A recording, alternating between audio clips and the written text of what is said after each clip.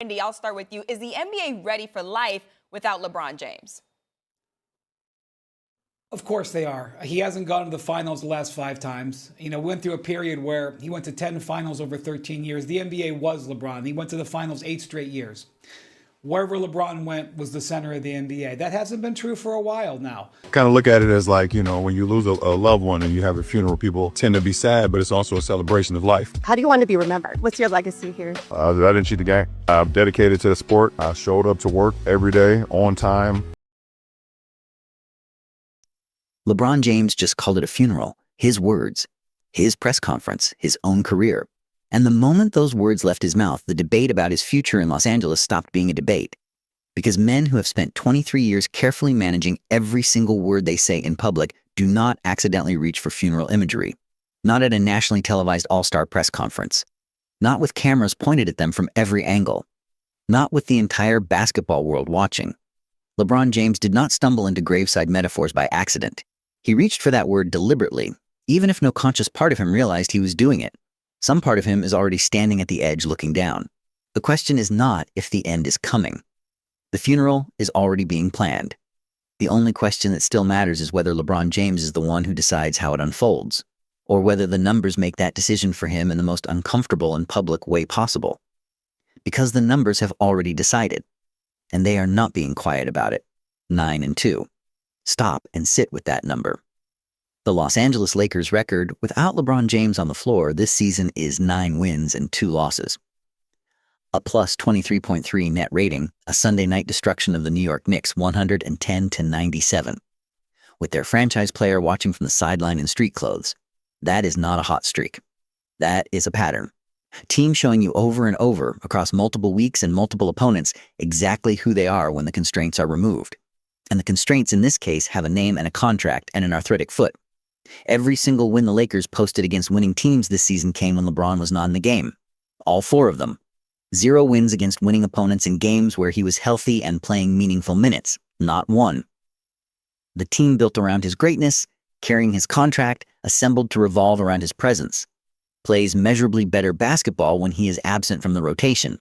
That is the official record sitting in the official data, and nobody connected to LeBron's camp has produced a coherent answer for it. Sam Quinn at CBS Sports ran these numbers back in January. Before the 9-2 run, before the Knicks' destruction, before the arthritic foot, before the funeral press conference, his language was already damning. He described LeBron as taking an obvious backseat to Luka Doncic and the organizational future. Not subtle, not slight, obvious. The kind that produces a minus 8.4 net rating per 100 possessions in the team's most critical lineup combination. The kind where 3 stars together perform worse than any 2 of them without the third. Quinn wrote all of that in January. The scoreboard spent every night after that confirming every single word. But here is the part of Quinn's argument that nobody gave enough credit to. He did not just diagnose the problem in Los Angeles. He named the only destination that actually resolves it. All roads lead back to Cleveland. Not some roads. Not one option among several. All roads. Every version of this story that ends with LeBron's legacy protected and his narrative complete runs through Cleveland. That line sounded premature in January. It sounds like an established verdict now. And then his own agent... I think we have to start thinking about it. This could be his last year in the league. And so, Rich Paul told me, and I included this in my report on ESPN when I did sidelines for the Lakers over the weekend. Rich Paul told me, yeah, there was no extension talk because we didn't ask for an extension. We didn't broach the subject. Now, you could say, well, why didn't the Lakers offer it? Sure, you could. But Rich Paul's point to me was this wasn't a point of tension. Confirmed the direction without meaning to say a word about it. Dave McMenamin covers LeBron more closely than almost any journalist alive. He went on ESPN and delivered something that sounded procedural on the surface, but landed underneath like a quiet bomb. Rich Paul told him there was no extension conversation because the LeBron camp never initiated one. They did not ask. Nobody treated the absence of that discussion as a tension point worth resolving. The clues had been assembled since summer. And the moment LeBron's contract expires this summer, the Lakers unlock $55 million in cap space.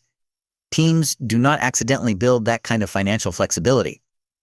It happens because an organization makes a deliberate decision to position itself for a specific future. The money is already pointed somewhere else. The blueprint is drawn. LeBron James is not in it. But nobody delivered the verdict more directly than the man who built 3 championships in that building. Byron Scott went on Power 106 and told LeBron to leave Los Angeles. He ranked Steph Curry above him for staying loyal to one franchise. He called era comparisons laughable. And then Scott moved past criticism into something colder and more final. A timeline. 1 more year after this season. Cleveland. Statue. Streets named. Jersey retired. Done. An expiration date from the man most hostile to LeBron remaining in purple and gold. When the person most opposed to your staying somewhere is the one telling you exactly how to leave with your legacy intact. That is not something you dismiss. Then came the voice that settled the entire conversation. DeMarcus Cousins. 4-time All-Star, a player who has competed at the highest level this sport offers and been inside real championship conversations. Looked at everything available and said it without hesitation. LeBron does not finish in Los Angeles. His gut says Cleveland. That is where the story starts. That is where the circle closes properly. When Cousins lands on the exact same destination as Sam Quinn, Byron Scott, Rich Paul Silence, and the official 9-2 record. The consensus stops being a collection of opinions. It becomes established fact. Now put the 2 versions of this ending side by side and make the choice yourself. Version 1. LeBron stays. Signs a reduced deal. Keeps producing 21 points and 7 assists per game at 41 years old while the 9-2 lineup waits for opportunities that never fully materialize. The Lakers draw Oklahoma City or Denver early in the playoffs. The team that went 9-2 without him gets eliminated with him in the rotation. And LeBron James ends his time in Los Angeles as the statistically documented reason a 9-2 team could not compete in April. The funeral becomes a eulogy, not a celebration of life. The entirely avoidable loss of a generational player who stayed one contract too long because he could not read a room that everyone else in the building had already read clearly. Version 2. He leaves this summer. Takes the minimum deal in Cleveland. Plays alongside Donovan Mitchell and Evan Mobley and James Harden in the Eastern Conference. The 4-win path to a championship ring. Wins title number 5. Gets the statue. Gets the streets named. Gets the farewell tour that every arena delivers when people understand they are watching the last performance of something they will never see again. The celebration of life he already described at that press conference. The ending the entire season has been pointing toward. If he is honest enough to let it happen, the choice is not complicated when you lay it out that way. Every credible voice has already made it. And then at a press conference in February. After 23 years of living entirely for basketball, after 4 championships and 11 finals appearances and every individual record the game has to offer, LeBron James said 3 words. I want to live. Not I want another ring. Not I want to prove something to the people who doubted me. I want to live. The man who turned refusing to decline into a personal identity. Who has been at war with Father Time since before most of his current teammates were teenagers? Standing at a microphone comparing his retirement to a funeral and saying that what he wants most right now is to exist outside of basketball for the first time in his adult life. He wants to live. The Lakers want to build without him. Cleveland wants to win one more time with him. Every number from every game this season is pointing in the same direction with the same force. The funeral is coming. Sam Quinn mapped the destination. Byron Scott issued the timeline. McMenamin reported the silence about extensions. The Lakers went 9-2 without him and won 1-0. 9-7 against the Knicks without him. The $55 million in cap space is not an accident. It is a commitment to a future that begins the moment this chapter ends. The only question left is whether LeBron James reads this room the way everyone else already has, and makes the call that every expert, every number, and every win without him is pointing toward. Step aside. Let the future begin. Go home to Cleveland. Win the 5th championship. Make the funeral the celebration of life you already told the world it was going to be. The Lakers do not need him anymore. Sunday night against the Knicks confirmed it without him in the building, 110-97. The numbers have not been whispering all season. They have been standing at the front of the room saying it directly into a microphone. Drop a comment right now. Should LeBron retire after this season? Or does he owe it to himself to go back to Cleveland for one final championship run? Does the 9-2 record settle this debate about his future with the Lakers completely? Hit that like button and subscribe. The retirement conversation is not going anywhere, and neither are the numbers. TV.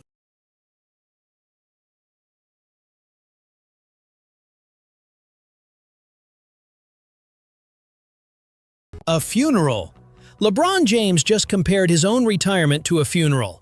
At an all-star press conference, with cameras rolling, with the entire basketball world listening. And the moment those words left his mouth, something shifted in the air. Because a man who spent 23 years treating every press conference like a carefully managed narrative event does not accidentally reach for funeral imagery.